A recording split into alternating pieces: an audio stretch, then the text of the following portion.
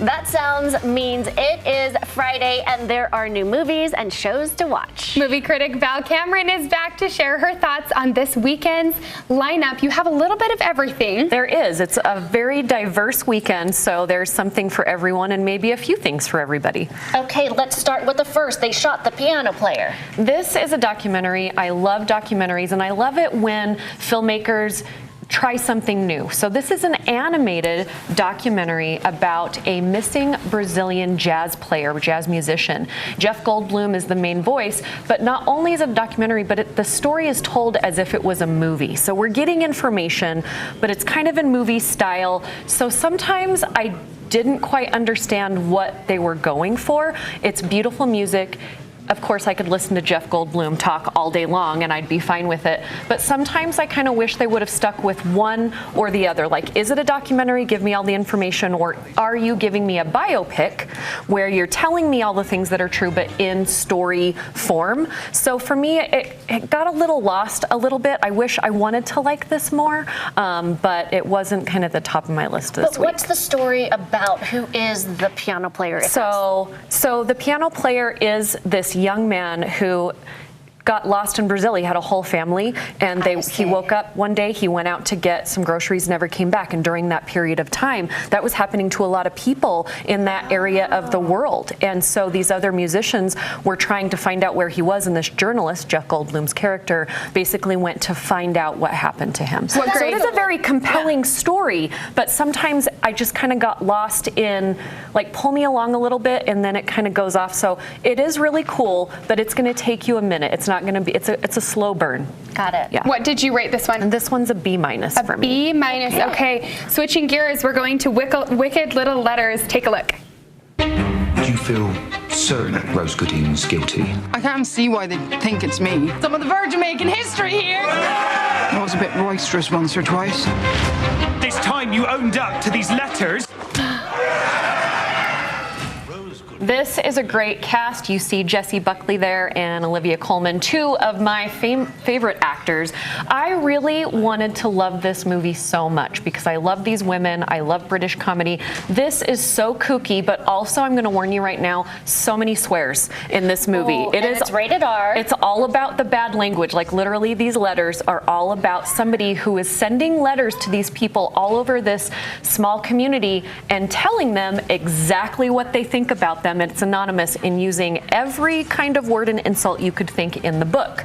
Everyone thinks it's Jessie Buckley's character. We kind of find out where that goes. So it's kind of this mystery, thriller, comedy, and everything. But at the same time, as it's doing all of these things, there's kind of some holes in there. It is fun.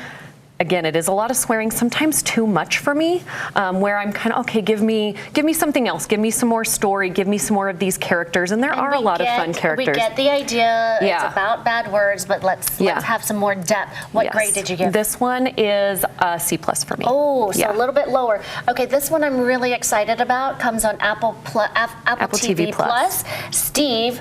Take a look at Steve Martin.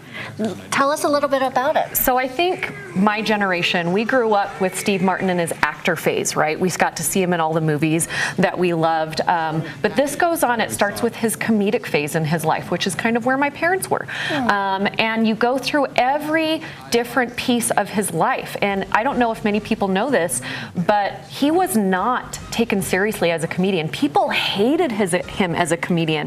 And he just stuck with what he wanted to be. He just kept pushing it, and he was considered just like this weird off-the-wall guy. And then he started like selling out stadiums. He was the first comedian to then go into the audience after the show, which you see a lot of comedians do now. He used to take his audiences, the small ones, out to burgers after his shows, right? So it gets into that, gets into a lot of his personal life as well, and then kind of gets into this movie life. But it's really just this cool, introspective part of who he is. And most of us, we just see that he's the successful, funny man. He went through a lot of stuff to get where he is, a lot of failures, a lot of no's, a lot of boos, and he just kept pushing. So it was really fun, really inspiring. Plus, he just seems like a fun guy to hang out with. So this was my highest score of the week at a B+.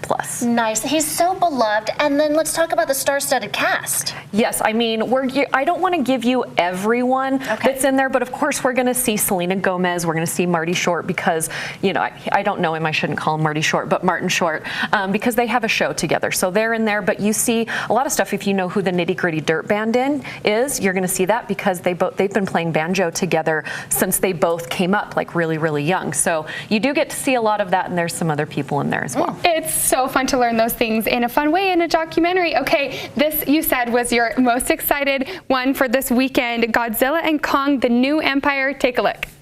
What is that? That's not Kong.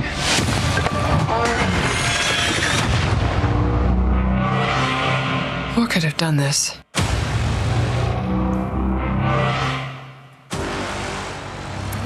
King Kong and Godzilla. I am a Kong fan all the way. I'm Team Kong. But in this movie, you can be on everyone's side if you love Godzilla. I'm going to give a little bit away. We see Mothra come back in this one. I'm a huge Mothra fan.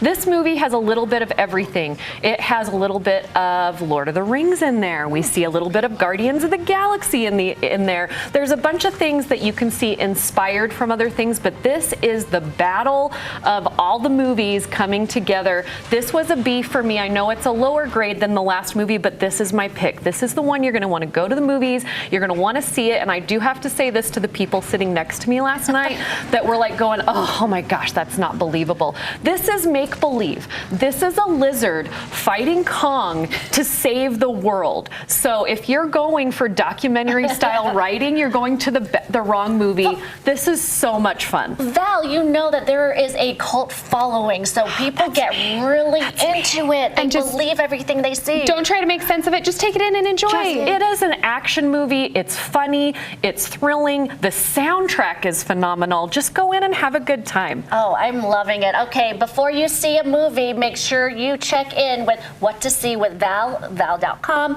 Instagram, Facebook, you're everywhere. Thank you so much. Thank you. All right, happy watching.